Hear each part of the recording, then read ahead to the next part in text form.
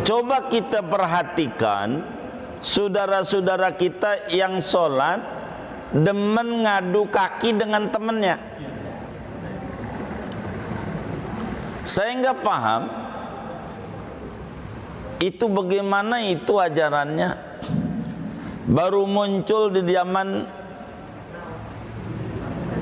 Imam Al-Albani namanya. Arah kiblatnya sono umpama. Tuh maju satu kayak orang mau balap lari maraton makro. Nggak, harus ini satu lagi biar saya sekalian ama diadu makro. Laki-laki itu kakinya diadu rapet banget makro. Nah, termasuk makro kalau renggang jauh banget, lebih dari sejengkal.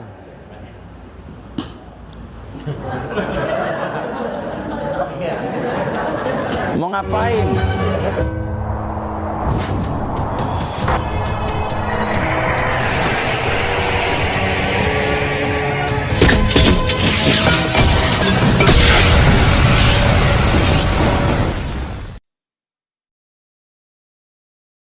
Assalamualaikum warahmatullahi wabarakatuh.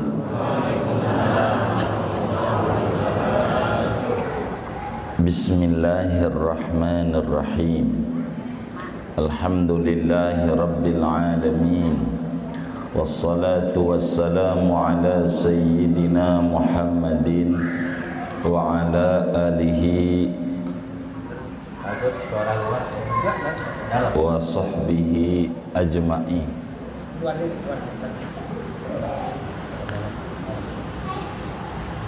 Amma ba'du faqad qala al-imamul muallif rahimahullahu ta'ala wa nafa'ana bihi wa bi barakati ulumi wa ghafara lahu wa limasyayikhihi wa limasyayikhina amin.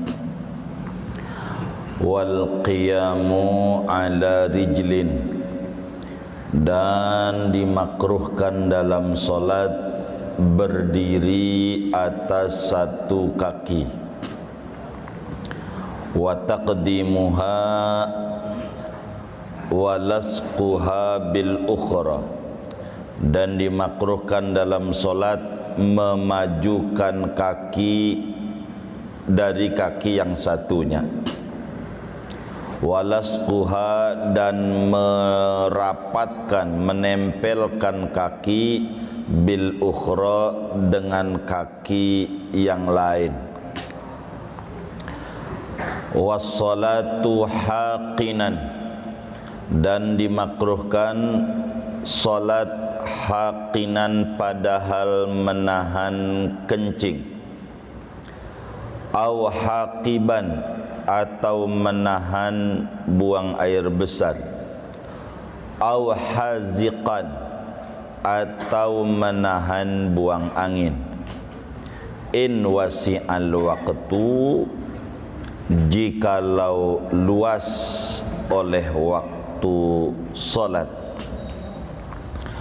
Wa ma'a tawaqani ta'ami in wasi'a aidan, dan serta kepengen makanan jikalau luas oleh waktu aidan pula. Wa an yabsuqa fi ghairil masjidi an yaminihi, dan bahwa beludah oleh seseorang di luar masjid ke arah kanannya. Au qubalatihi, atau depannya. Wa yahrumu fil masjidi, dan haram oleh berludah di dalam masjid. Wa yukrahu an yadha'a yadahu ala khasiratihi, dan dimakruhkan oleh bahwa meletakkan oleh seseorang yadahu, akan tangannya seseorang, ala khasiratihi, atas pinggangnya seseorang. Wa an yakhfidha ra'sahu fi ruku'ihi, dan bahwa menundukkan menurunkan oleh seseorang akan kepalanya dari punggungnya fi ruku'ihi pada waktu rukuknya dia, wa qira'atus surati fi salisati warabi'ati, dan dimakruhkan membaca surat pada rakaat ketiga dan rakaat keempat, illa liman subiqa bil ula wasaniyati, kecuali bagi orang yang ketinggalan oleh orang dengan rakaat pertama, wasaniyati, dan rakaat kedua. Fayaqra'uha, maka membaca oleh dia akan surat fil akhirataini, pada dua rakaat yang terakhir.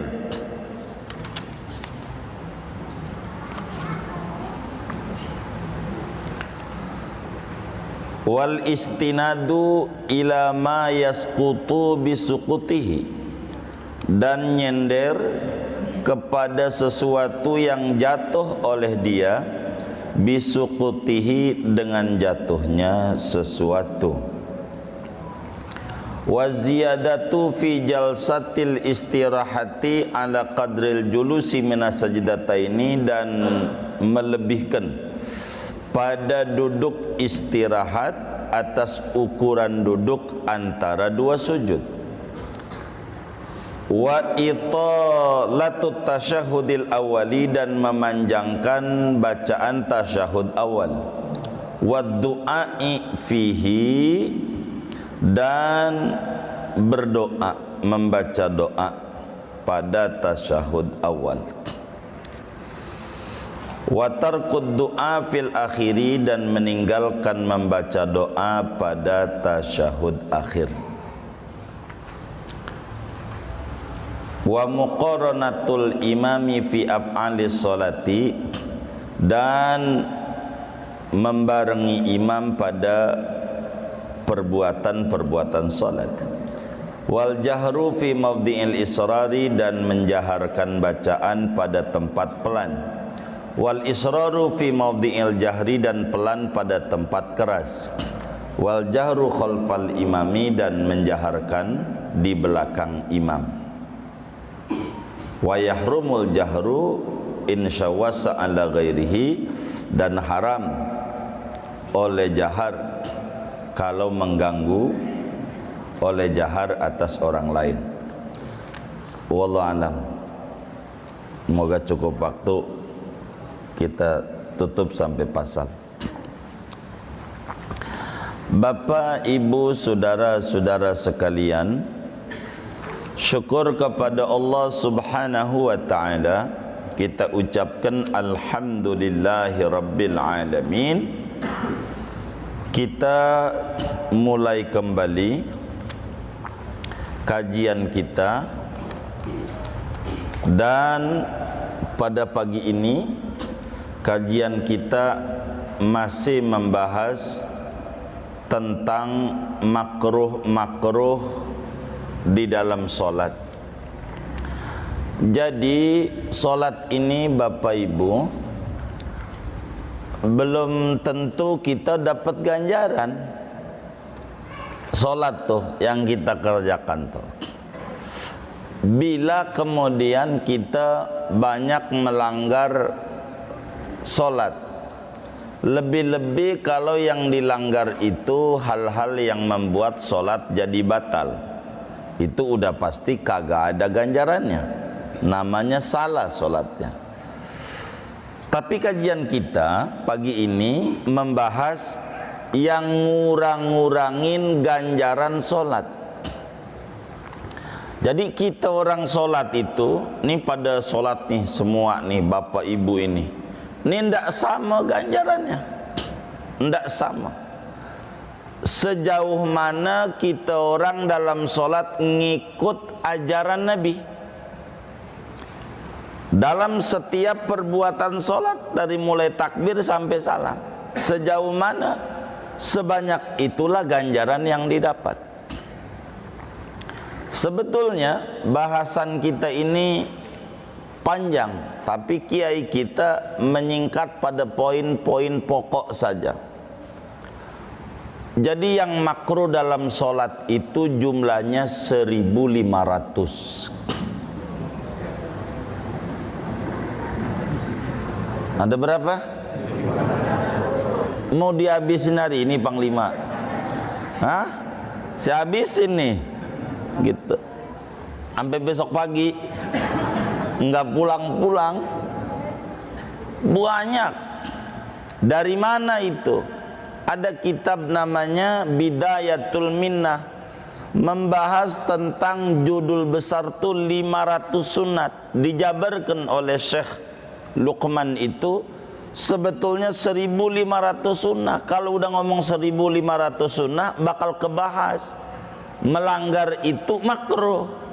Berarti 1.500 makruh. Lah kan banyak. 1.500 tuh banyak. Jadi kita hanya poin-poin pokok saja yang banyak khilaf di antara ulama. Mana tuh? Sebetulnya kita udah di tengah ini materi. Udah di tengah. Kalau dari awal udah kelewat banyak. Ya bulan Rajab deh ini. Yang awalnya ini.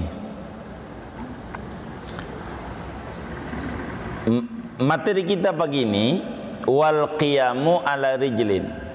Dalam sholat itu makruh diri satu kaki. Gimana tuh diri satu kaki tuh? Nih contohnya begini. Ibu-ibu lihat saya, diri aja ibunya, biar tahu. Ininya saya lepas enggak ini? Ustaz Zari, pegang aja, nggak apa-apa dah. Bukan begini, bukan. Bukan, yang dimaksud bukan begini, bukan. Bukan, diri satu kaki tuh. Tumpuannya kaki satu tuh. Tuh, ini kaki kiri saya tumpuannya. Tuh, kanan enggak nepak nih. Enggak nepak. Makruh. Atau saya balik nih, kaki kanan jadi tumpuan.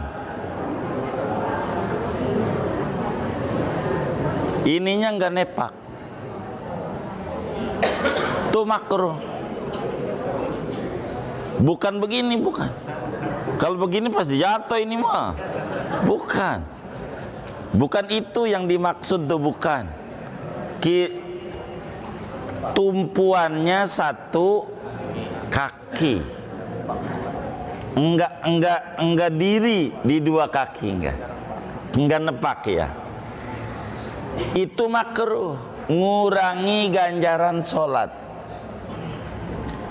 Terus kalau orang pincang bagaimana? Jangan dibicarakan kalau orang pincang mah. Apalagi orang yang kakinya cuma satu. Jangan ditanya, jangan. Begitu. Ini berbicara keadaan normal. Begitu. Itu namanya lain cerita orang itu. Jadi berdiri dalam satu kaki itu hukumnya makruh. Satu, ini ngomongin diri. Dua, makruh tuh bila kita sholat kakinya tidak sejajar. Nih, nggak sejajar. Arah kiblatnya sono umpama. Tuh, maju satu, kayak orang mau balap lari, maraton, makruh. Nggak, harus ini. Satu lagi biar saya sekalian. Ama diadu makruh. Laki-laki itu kakinya diadu rapat banget, makruh. Nah. Termasuk makruh kalau renggang jauh banget, lebih dari sejengkal.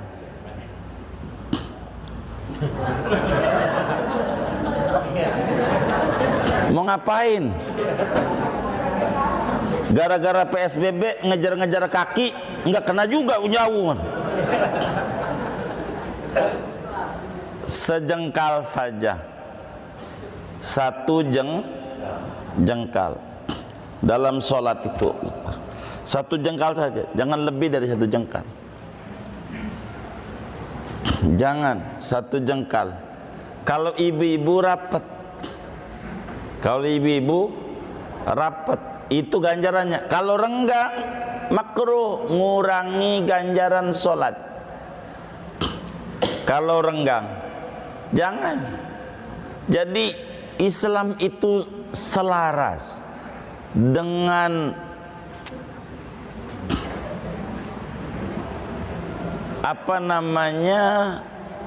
kebiasaan yang dilakukan oleh orang. Emang yang diajari Nabi itu normal. Laki-laki renggang sejengkal, perempuan rapat kakinya. Jadi kalau mau renggang tuh segini gitu, perempuan rapat. Sama logika juga nyambung. Kalau perempuan suruh renggang, masuk angin kayaknya.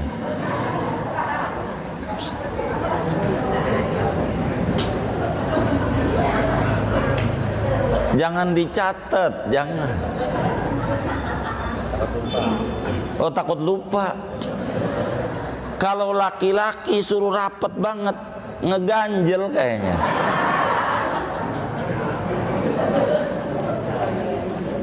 Jadi selaras ajaran itu dari Nabi. Tapi jangan renggang banget. Coba kita perhatikan saudara-saudara kita yang sholat demen ngadu kaki dengan temennya. Saya nggak paham itu bagaimana itu ajarannya. Baru muncul di zaman Imam Al-Albani namanya, tokohnya itu Nasiruddin Al-Albani, ngadu sama kaki temennya. Alasannya biar setan kagak masuk. Tapi saya perhatiin sampai sekarang itu nempelnya kalau diri doang. Kalau sujud kagak nempel, renggang juga. Waktu sujud setannya masuk. Bukan begitu, bukan agama. Begitu, bukan. Kalau sekarang mau enggak nempel, ngeri, takut corona. Begitu. Orang begitu. Jadi bukan itu. Bukan nempel dengan temannya, bukan. Jadi yang dirapetin tuh pundak. Pundak, bukan kaki. Bukan kaki, pundak.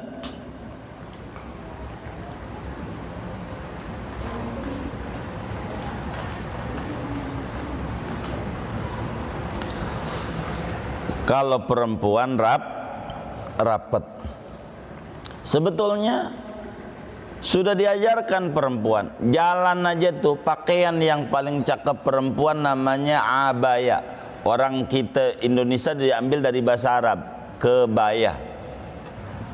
Ke ain itu jadi kaf. Dalam bahasa Indonesia ain itu jadi kaf. Ain tuh jadi ka. Nikmat ndak bisa. Nikmat begitu bahasa Indonesia. Nikmat tuh nikmat gitu. Gitu. Jadi abaya ndak bisa. Jadinya kabaya. Kebaya. Orang kalau pakai kebaya itu pasti bakal dibuatkan bawahnya ngirut kecil. Jadi sehingga orang pakai kebaya suruh lari ndak bisa. Ndak bisa. Itu melatih kaki. Sebetulnya ulama yang ngajarin begitu tuh. Sebab perempuan tidak elok, tidak etis kalau jalannya cepet banget kayak orang mau ngejar-ngejar warisan takut kehabisan.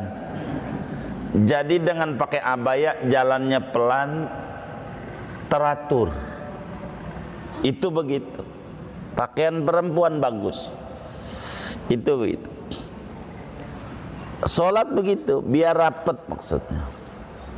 Perempuan sunat rapet. Bahasa Imam Ghazali di dalam Ihya Ulumuddin, di Ihya pada bagian bab solat itu, yusannus sofad lil mar'ah, sunat rapat bagi perempuan. Jadi renggang perempuan makruh. Makanya perempuan kalau mau ngomongin solat harus nanya sama gurunya, itu solat cara yang diajarin perempuan masuk apa enggak. Kalau gurunya laki, kalau gurunya perempuan, fa insyaallah aman. Begitu. Ini cara solat perempuan yang diajarkan Nabi, begitu. Biar dia tahu. Jangan perempuan, karena bakal ada beda beberapa poin, bukan pada bacaan, pada gerakan dalam solat. Termasuk dalam berjamaah, perempuan kayak laki. Imamnya di sini satu, taraweh berjamaah seturu-turu perempuan. Lagi PSBB ini begitu, seturu-turu perempuan. Imamnya di depan kayak ini nih, imamnya depan satu, makmumnya di sini perempuan semua. Ganjarannya kalau perempuan itu seturu-turu perempuan, berjamaahnya cuman bedanya hanya jempolnya makmum ada di tumit imam. Itu namanya berjamaah seturu-turu perempuan. Jempolnya makmum ada di tumit imam. Mumpung ada ibu-ibu, saya minta orang berapa? 5 dah. 5 dah. Saya minta orang 5. Iya. Baik. Nah, tuh sebelah sini dong satu. Imamnya kan yang di tengah, imamnya di tengah. Nah, tuh namanya jadi imam perempuan sama perempuan. Begitu. Baru dapat 27. Saya minta yang 4 ini mundur jadi makmum. Kalau perempuan kayak begini, lah ganjaran nyatu nggak berjamaah. Dari mana? Habis berjamaah taraweh, kagak. Ente bukan berjamaah ngarang-ngarang diri, nggak ngaji gitu. Tuh ganjarannya tuh yang di belakang nih, aduh mas, salah. Nggak ada. Ini mau laki diatur, laki kayak begini. Kalau kayak tadi makruh, diatur agama itu rapi dari dulu. Jadi perempuan kayak tadi, ditumitnya aja lempeng. Nah tuh, jadi begitu. Jadi kalau ada yang salah dalam sholat ditepuk, lah tahu sampingnya. Lah kalau di belakang mah sampai tepuk pramuka dia, kagak tahu. Ada atur, dah kurang lebih begitu tuh buat ibu-ibu, kasihan biar dapat. Saya orangnya ndak puas kalau ngaji ndak contoh bab sholat masalahnya. Begitu. Bab sholat harus paham gitu. Karena ini yang pertama kali ditanyai oleh Allah di akhirat. Jadi kita orang kudu tahu betul urusan sholat nih. Ndak segampang yang dikira. Begitu. Kalau sholat itu perkara rendahan, pastikan enggak bakalan menjadi urutan pertama yang ditanya oleh Allah. Saking pentingnya itu yang ditanya. Berikutnya, Bapak Ibu yang mulia, mana lagi yang makruh dalam sholat? Yang makruh dalam sholat itu adalah wassolatu haqinan au haqiban au haziqan in wasi'al waqt. Makruh sholat kalau nahan kencing, makruh. Sebab orang sholat itu sunat konsentrasi. Kalau nahan kencing makruh. Nahan kencing ini bagaimana? Jadi kalau pengen kencing Sholat itu dikencingin aja masjidnya gitu. Bukan. Nih biar kita paham mana makruh. Jadi kalau kita mau sholat dari rumah udah wudhu, biar gampang. Dari rumah udah wudhu atau habis wudhu. Ini kita contohnya dari rumah dulu. Contoh apa aja contoh. Dari rumah habis wudhu, masuk masjid, qomat, Allah Akbar, kita pengen kencing. Udahlah gua tahan aja dah, makruh. Makruh. Tuh begitu. Jadi sebelum takbir pengen kencing ditahan, makruh. Tuh maksudnya makruh nahan kencing. Sebelum takbir Allah Akbar. Belum takbir, imam aja baris nih. Ayo, sawu sufufakum. Fa inna taswiyata sufufi min tamamis shalah. Imam, cuman belakangan terjemahannya salah. Sawu sufufakum. Tolong jaga jarak. Siapa itu yang nerjemah begitu tuh? Begitu. Bagaimana katanya sabu suruh rapat, suruh jaga jarak? Begitu. Ya mungkin terjemah baru kali ya. Jadi kita udah baris nih sholat, udah baris. Perasaan pengen kencing, keluar aja langsung.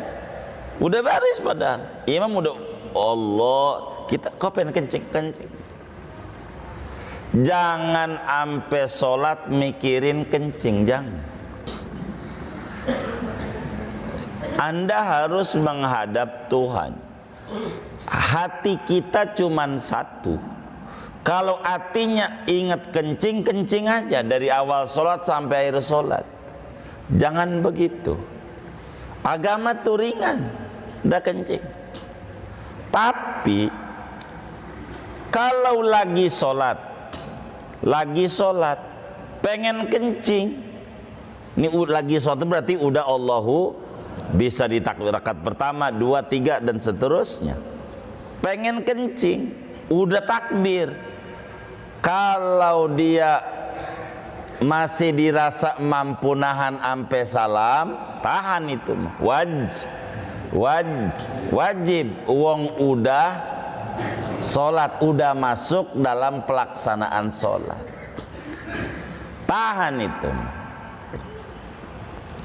Tapi yang tadi itu kita kemudian pengen sholat, pengen kencing tuh makruh kita sholat kalau waktunya masih luas. Artinya baru jam 1 ibarat dohor, kan masih lama asarnya. Tapi kalau waktunya udah sempit mah wajib ditahannya. Pas kita mau Allahu Akbar pengen kencing, asar jam 3 biar gampang. Sedang sekarang nih kita mau takbir ini jam 3 kurang 5 menit. Jadi kalau kita pakai kencing dulu keburu asar. Kalau masih mampu ditahan, tahan. Karena waktunya sudah sempit. Biar jangan qadha sholatnya, begitu. Biar jangan keluar dari waktu sholatnya. Jadi nahan kencing makruh.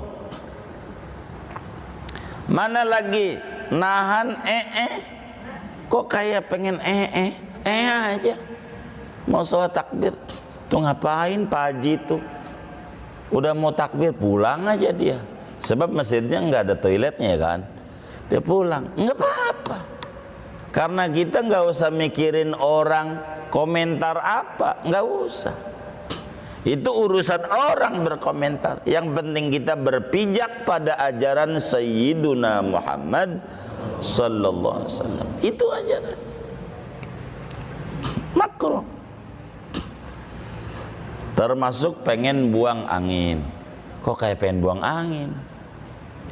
Belum takbir, buang angin aja. Dah wudhu. Begitu. Jangan gitu. supaya sholat itu konsen, tidak ada yang mempengaruhi di hati kita selain pikiran kita tentang sholat.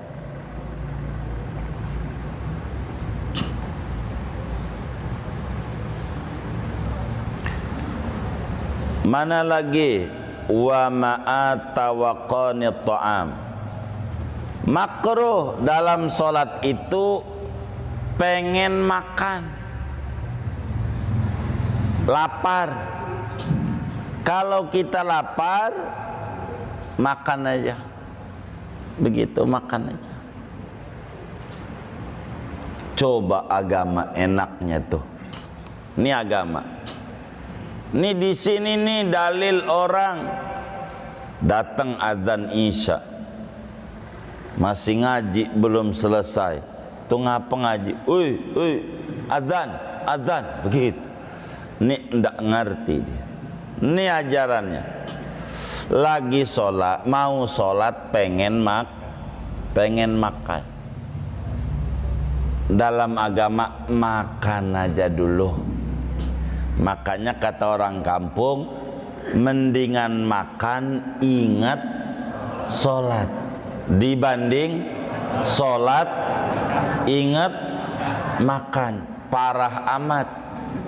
Lagi sholatnya aja yang diingat, apalagi kalau kagak begitu. Kalau yang pertama cakep amat, lagi makan aja yang diingat, apalagi lagi sholat makan. Kata Nabi dalam hadisnya, idza hadaral isya wal asya quddimal asya. Apabila datang waktu isya, asalnya maksudnya waktu sholat, wal asya dan makan malam. Kata Nabi, quddimal asya, makan dulu. Coba, cakepnya Islam. Ini mau ada acara apa ya, maulid, sampai dohor jam 12 belum kelar itu penceramah. Mana masih ada satu lagi, sampai tengah 1, sampai jam 1 baru rapi itu ceramah. Kebuli datang, makan dulu. Kata kita, enggak, gua mah sholat nomor 1, ente makan aja. Kata yang satunya, makan disuruh diduluin, makruh. Kalau kepengen makan sholat dulu. Maka dia sholat, Allahu Akbar. Kebuli habis enggak ya? Kebuli habis enggak ya? Tuh, enggak bener. Enggak bener. Bukan begitu aja. Ente makan aja. Lagi jam 1 asar, jam 3 masih 2 jam. Begitu, makan. Jadi betapa agama tuh timbang makan. Timbang makan. Ngurusi badan itu disuruh duluin. Apalagi lah ngaji yang ngurusi jiwa biar ngerti. Itu yang lagi ngaji, oi azan, yang lagi mancing kagak. Ini setan ini. Yang lagi mancing loh, diparan-paranin sama digardu. Yang ngaji mah bentar lagi juga bakalan sholat habis ngaji. Kan temennya juga yang nanya sama tuh kiainya, ya kan? Temennya nanya, lah kan kita hargai juga temen kita.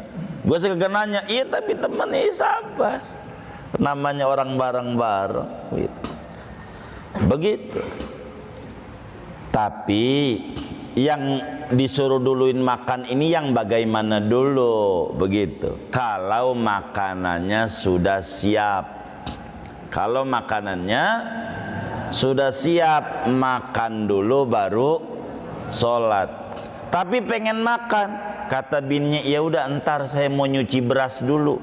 Tuh mah nungguin aja. Ya masih lama. Kalau yang kayak begitu, artinya di bawah sholat aja belum tentu sholat aja kalau model begitu. Jangan pakai alasan, kata agama juga disuruh nungguin. Iya nggak begitu, salah kita.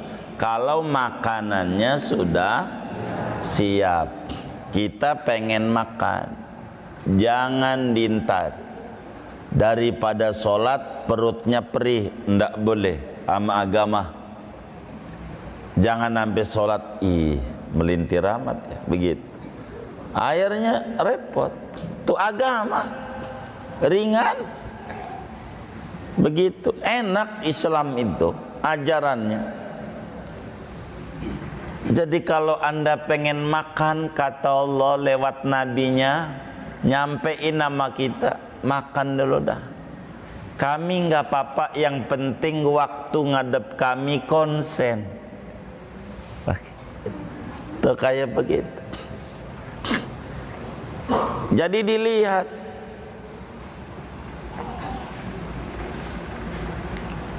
Dilihat yang bagaimana dulu.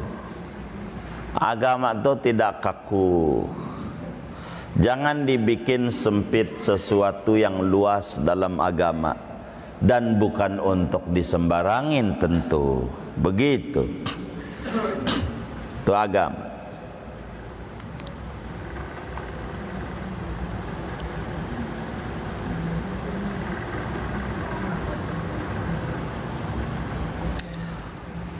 Bagaimana kalau sampai pas mau sholat pengen begituan sama bininya? Sholat dulu apa begituan dulu? Yang mana dulu ini? Ya? Oh, begituan dulu. Apa aja yang dia pengen? Pengantin baru yang model begitu, pengantin baru. Atau ada juga yang paranoid. Gara-gara begini tidur sama bininya lain kamar. Lu di situ bang, kata bininya. Situ. Ngeri. Cuci tangan. Suruh dicuci. Beli kopi dari warung, cuci. Plastiknya cuci. Macam-macam. Zaman akhir. Jadi corona itu penyakit ringan yang berbahayanya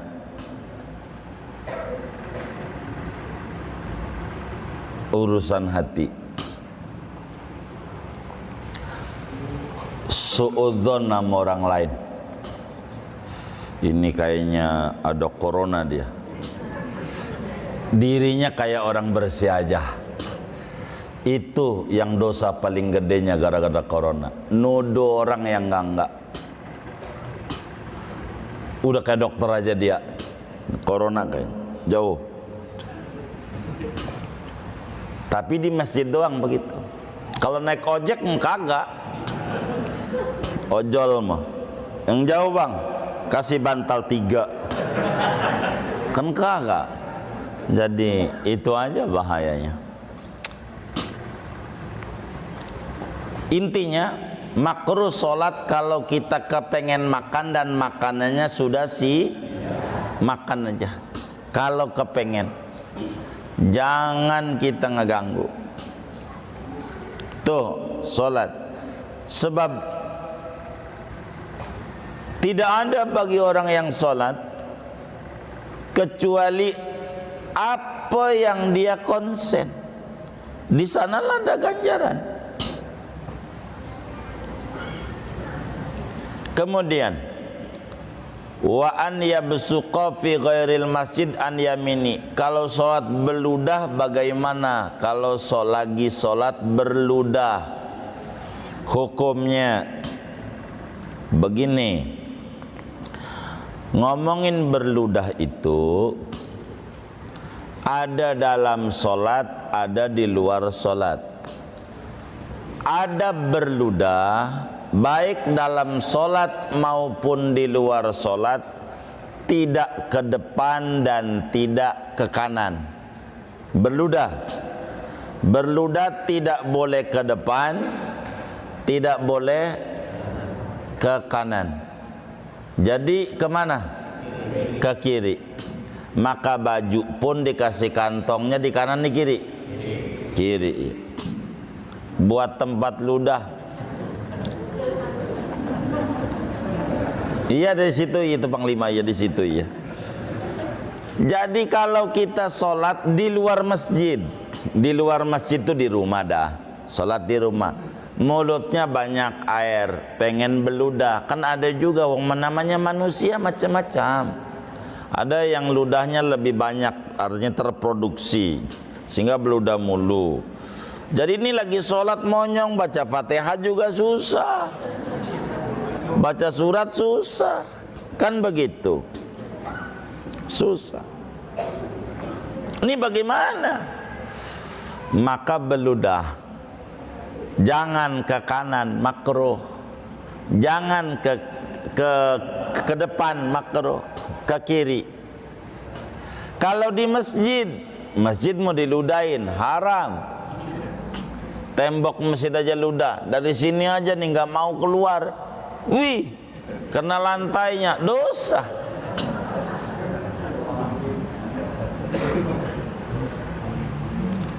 Begitu.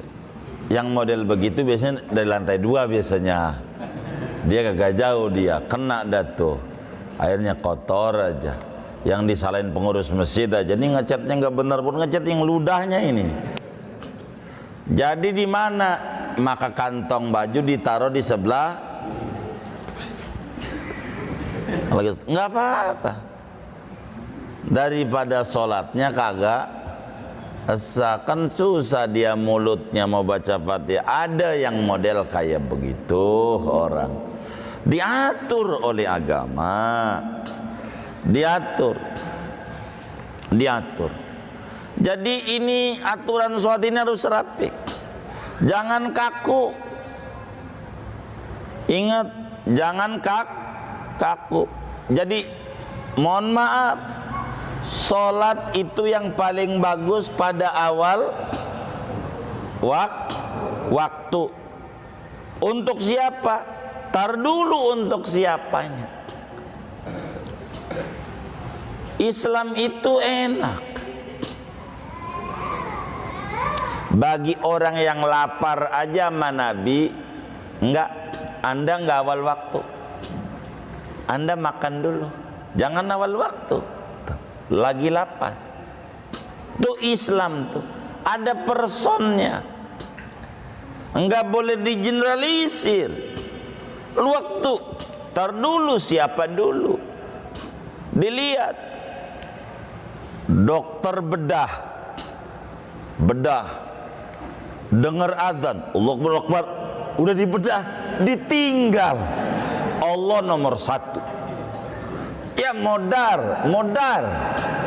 Enggak begitu. Anda ntar rapihin dulu. Rapihin. Tuh, agama Islam tuh enak. Jadi enggak kaku Islam. Enggak kaku. Begitu. Bagi kita orang yang nganggur-nganggur, itu awal tuh begitu.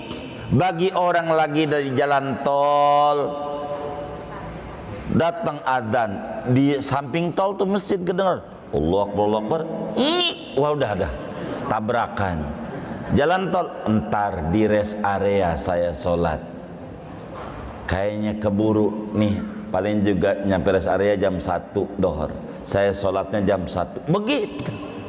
Jadi Islam itu indah, enak. Begitu Islam. Enak. Mana lagi makruh dalam sholat? Tangannya ditaruh di samping. Allah. Makruh.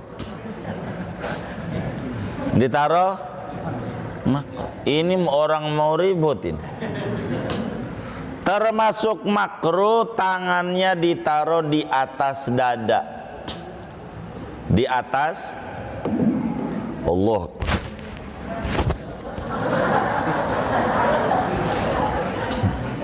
Mau ngapain? Gitu. Makruh juga tangannya di bawah pusar.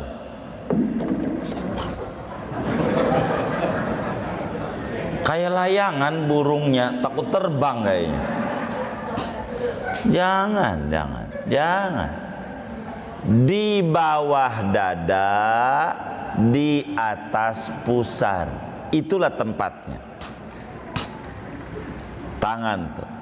Di bawah dada, di atas, jangan di bawah pusar, jangan juga di atas dada. Bagaimana orang stroke? Jangan ditanya kalau yang kayak gitu, jangan. Ini urusannya lain, itu lain. Maka kita nggak mau ngomentari orang, rapihin sholat kita aja.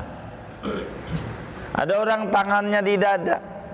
Oh, dia mungkin dadanya nyesek. Udah gitu aja dah. Begitu. Urusan dia. Ini makruh nih, belum tentu juga. Ada orang tangannya di bawah pusar. Tuh ngapain? Burungnya mau lepas apa ya? Mungkin begitu. Takut lari doang. Ya, biarkan.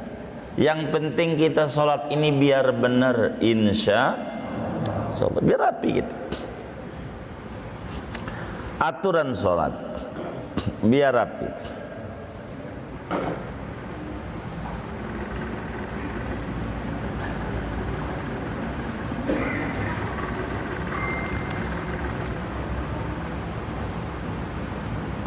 Mana lagi makruh sholat? Wa yukrahu an yadu'a yadahu ala khasiratihi wa an yakhfidha ra'sahu fi ruku'ihi. Makruh dalam sholat kalau ruku palanya nunduk banget, kayak o, kayak u.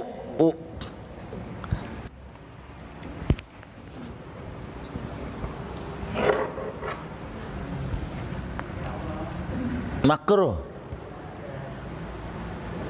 Yang benar kayak L. Kalau laki-laki ininya dibuka, kalau perempuan ininya nutup.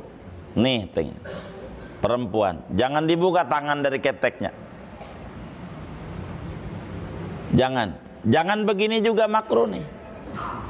Yang benar kayak L. Pala dan punggung lurus. Jangan turun banget, makruh.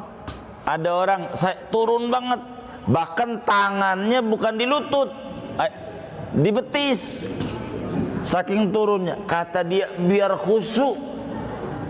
Bukan, kata Sayyidina Umar, laisal khusyu'u fir riqab bal fil gulub.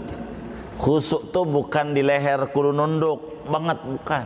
Hati anda mantap-mantang sama Allah ketika sholat mengagungkan Allah.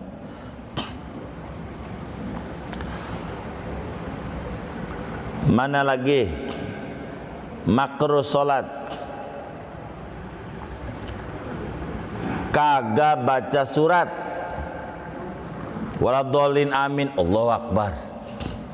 Makruh. Habis Fatihahnya tuh kagak baca surat. Makruh.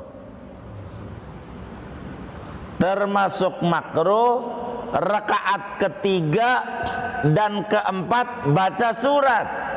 Makruh. Dohor, asar, isya. Atau rakaat ketiga maghrib. Jadi yang baca surat itu rakaat 1, rakaat 2. Itu baca surat. 3, 4 kagak ada surat. Kagak ada surat. Tapi agama nih saudara tidak mutlak. Inilah yang disebut indahnya Islam. Ajarannya ini untuk siapa? Untuk siapa begitu? Secara umum, kalau kita rakaat ketiga, keempat baca surat makruh. Tapi untuk siapa? Begitu. Untuk orang yang sholat dari pertama. Tapi kalau kita masbuk, tahu masbuk? Keting. Jadi pas sholat zuhur, rakaat ketiganya imam kita baru satu.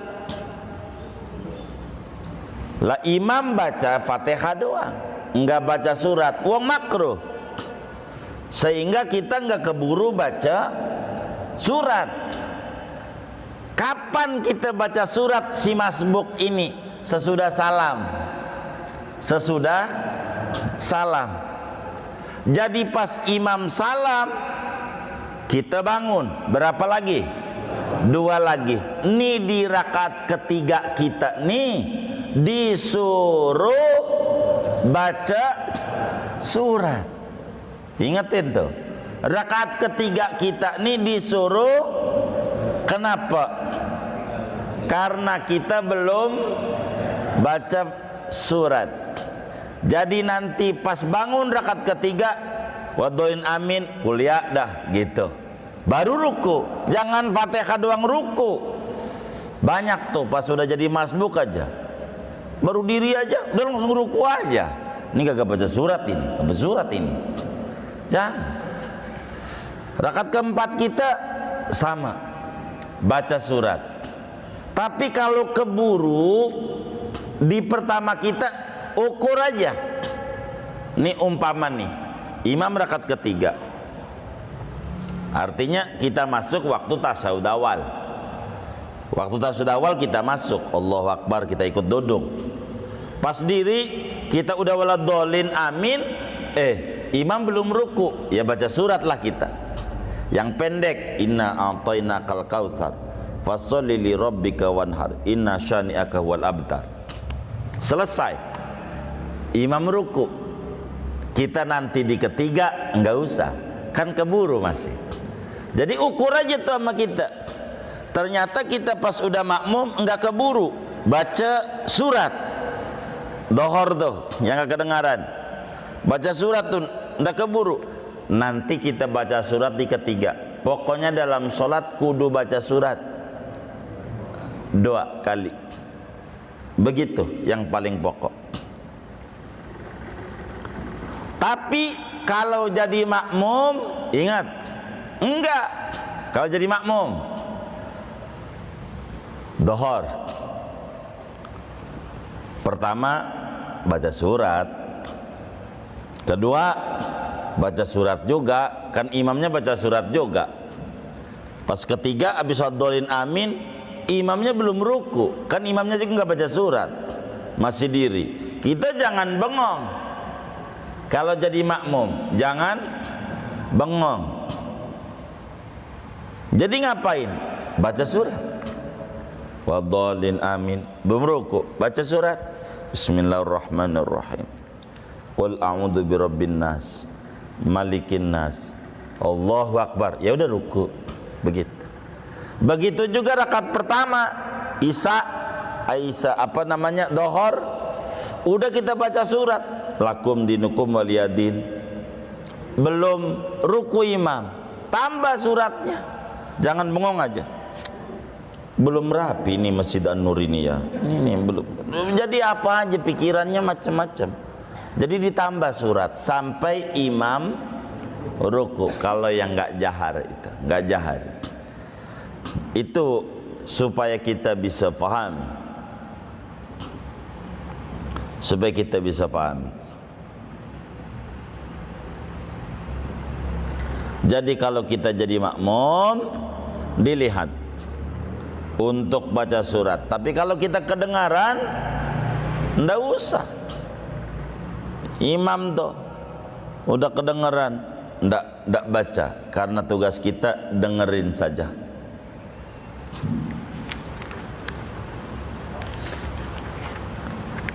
Wih, sepanjang.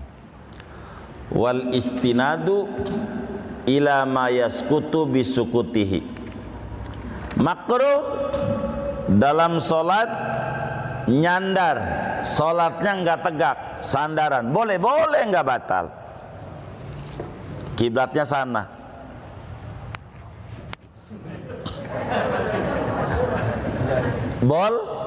Boleh.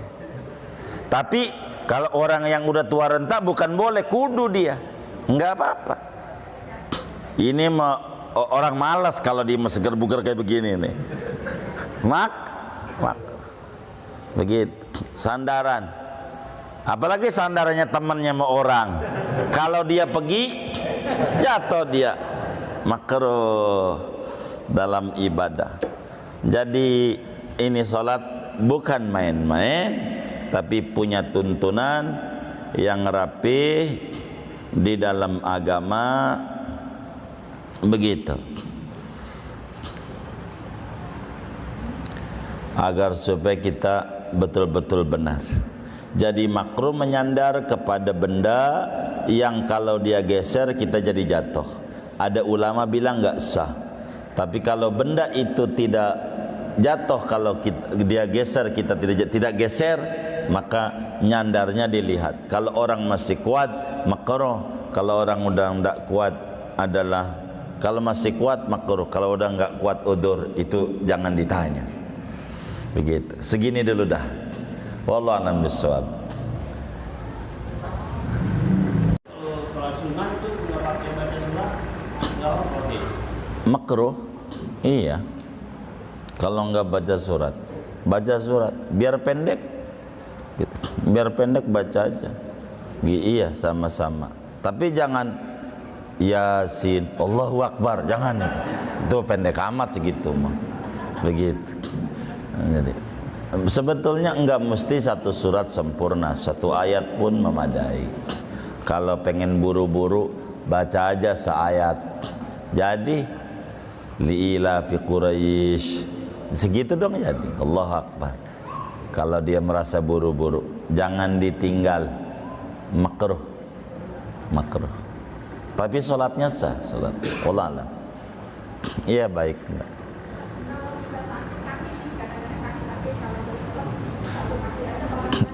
Iya.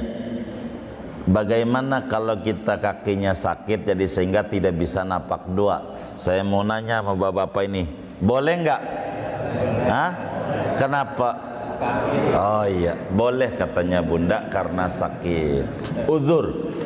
Jadi yang uzur hendak kita bahas. Boleh. Kalau uzur karena kakinya sakit, atau kakinya memang pas habis kecelakaan ndak bisa nepak dua, kan ada juga ya yang jalannya pakai jingke. Ya itu jangan. Iya, jangan dipermasalahkan, emang dia begitu udah dirinya. Begitu, udah begitu dirinya. Enggak apa-apa bunda. Ganjarannya sempurna, tidak berkurang karena uzur dia. Wallahu a'lam.